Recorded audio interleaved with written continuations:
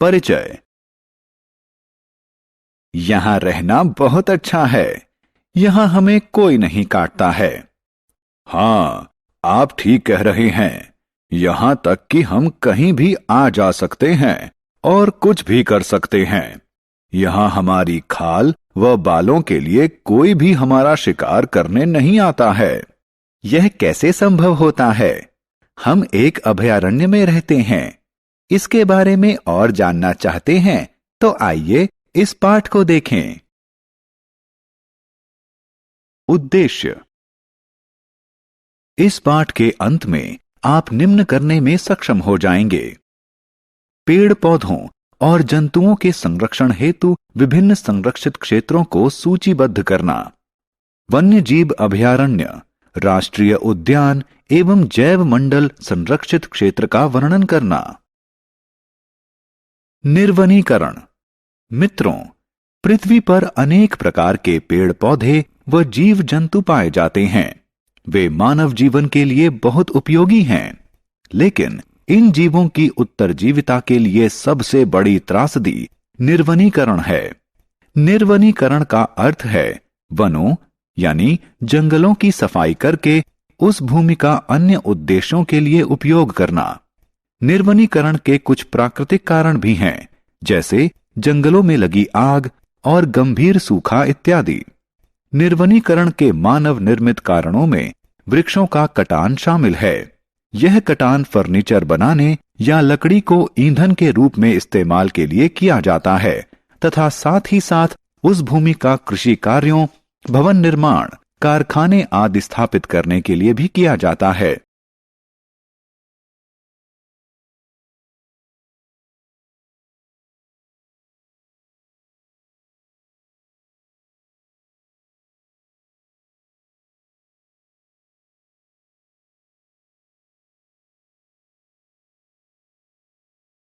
निर्वनीकरण के दुष्परिणाम।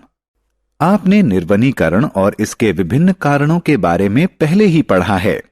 आइए अब हम इसके कुछ दुष्परिणामों के बारे में जानें। सूखा। पेड़ पौधों को प्रकाश संश्लेषण हेतु कार्बन डाइऑक्साइड की आवश्यकता होती है। वृक्षों की संख्या कम होने का अर्थ है कार्बन डाइऑक्साइड का कम इस्तेमाल के कारण इसकी वायुमंडल में अधिकता। इसके कारण ग्लोबल वार्मिंग होती है, क्योंकि कार्बन डाइऑक्साइड पृथ्वी द्वारा परिवर्तित धूप की ऊष्मीय किरणों को अवशोषित कर लेती है। बढ़े हुए तापमान के कारण जल चक्र असंतुलित होता है, जिससे वर्षा में कमी आ सकती है। यह सूखे का कारण हो सकता है। मृदा अपरदन। कम वृक्ष अर्थात अधिक मृदा अपरदन। मिट्टी की ऊपरी परत के हट जाने से उसके नीचे की कठोर व चट्टानी परतें दिखने लगती हैं। मिट्टी की इस परत में ह्यूमस होता है और यह कम उपजाऊ होती है।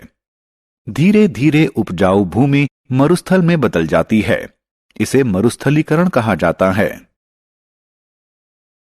निर्वनीकरण के दुष्परिणाम।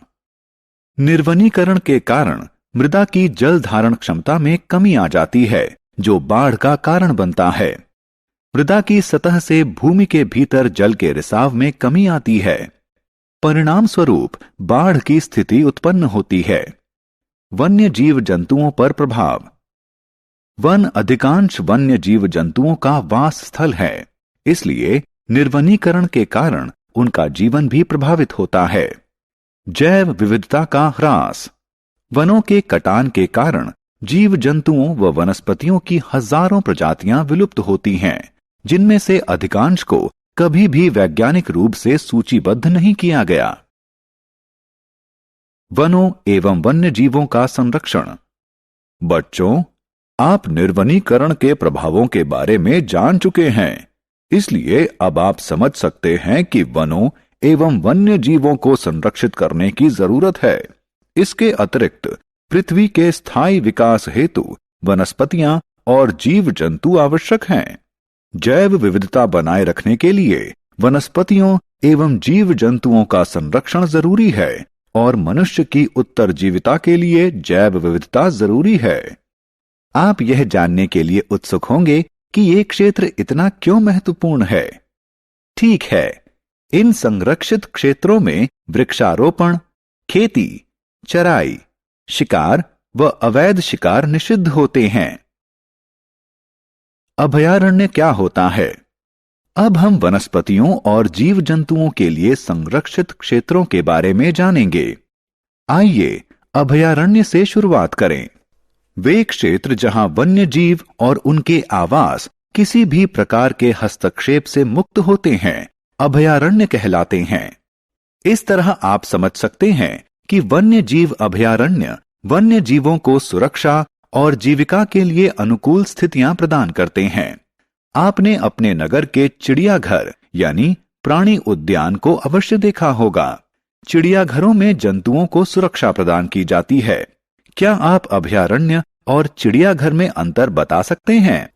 ठीक है, चिड़ियाघर में जंतु कृत्रिम परिवेश में रहते हैं, जबकि अभयारण्य जंतुओं के लिए प्राकृतिक वास स्थल होता है, जहां वे अपेक्षाकृत अधिक सुविधाजनक परिवेश में रहते हैं।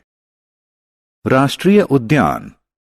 यह सतपुड़ा राष्ट्रीय उद्यान है। आप राष्ट्रीय उद्यान से क्या समझते हैं? हाँ, वन्य जीवों के लिए आरक्षित वे क्षेत्र जहां वे प्राकृतिक वास स्थल और प्राकृतिक संसाधनों का उन्मुक्त इस्तेमाल कर सकते हैं, राष्ट्रीय उद्यान कहलाते हैं। यह जानना रोचक है कि यह भारत का पहला आरक्षित वन है। यह बाघों की संरक्षा यानी टाइगर रिजर्व के लिए प्रसिद्ध है। बच्चों, सरकार द्वारा बाघों को बचाने के लिए देश भर में प्रोजेक्ट टाइगर नामक परियोजना बनाई गई थी। इस परियोजना का उद्देश्य देश में बाघों की संख्या बढ़ाने व उनकी सुरक्षा सुनिश्चित करने के लिए बनाई गई थी। सतपुड़ा राष्ट्रीय उद्यान के अतिरिक्त वन्य जीवों के संरक्षण के लिए कॉर्बेट, काजीरंगा, कान्हा एवं रणथंबोर नामक अन्य राष्ट्रीय उद्यान निर्मित किए गए हैं। जैव मंडल संरक्षित क्षेत्र।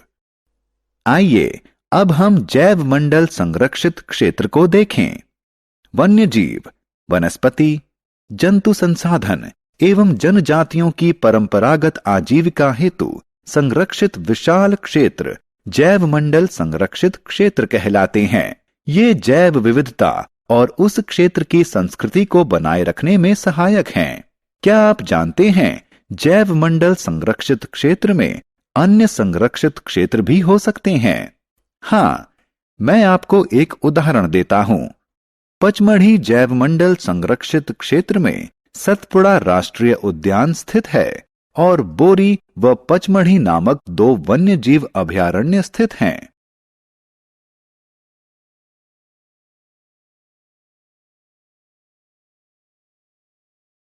सारांश। आइए हमने जो कुछ सीखा है उसे संक्षेप में दोहराएं। निर्वनीकरण का अर्थ वनों के वृक्षों का भारी कटान है। निर्वनीकरण मृदा अपरदन, बाढ़, सूखा और असंतुलित जैव विविधता का कारण बन सकता है। वन्य जीव अभयारण्य, राष्ट्रीय उद्यान और जैव मंडल संरक्षित क्षेत्र वनों और वन्य जीवों के संरक्षण हेतु बनाए गए हैं।